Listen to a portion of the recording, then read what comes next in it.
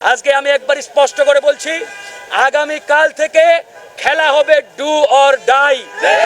বাংলাদেশের মাটিতে হয় এই আওয়ামী দোসর জাতীয় পার্টি থাকবে, অথবা আমরা বিপ্লবের পক্ষের বিপ্লবীরা থাকবো। এই সিদ্ধান্ত আগামীকালকে রাজপথে ফাইসালা হবে। জাতীয় পার্টিকে আগামী 3 দিনের মধ্যে নিষিদ্ধ ঘোষণা করতে হবে। বিএনপির সাথে আমরা যোগাযোগ করেছি, জামাত ইসলামের সাথে যোগাযোগ করেছি, 12 দলীয় জোটের সাথে যোগাযোগ করেছি, ইসলামী আন্দোলন সহ এনসিপি প্রত্যেকটি দেশপ্রেমিক দলের সাথে আমরা যোগাযোগ করেছি। প্রত্যেকে এই বিষয়ে একমত।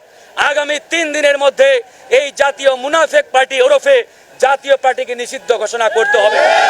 আগামী কাল থেকে আমাদের খেলা হবে ডু অর ডাই। আমি ফারুক হাসানের পা দেখেন প্লাস্টার করা, এই প্লাস্টার ওলা পা নিয়ে আমি আসছি। একটা কথাই বলতে চাই, আমার সহযোদ্ধা ভিপি নূরের এই রক্তাক্ত ছবি দেখে আমি হাসপাতালের বেডে থাকতে পারি নাই। আমি সেখান থেকে উঠে, আমি গত 4 দিন আগে আপনারা জানেন ভয়াবহ সড়ক দুর্ঘটনায় আমি আক্রান্ত। আমি হাসপাতালের বেডে শুয়েছিলাম, সেখান থেকে আমার হাতে 4টি সেলাই, আমার পা প্লাস্টার করা। আমি আসলে কোনোভাবেই টিকে থাকতে পারি নাই। আমি সেই বেড থেকে উঠে আমি কিন্তু এই হাসপাতালে আসছি।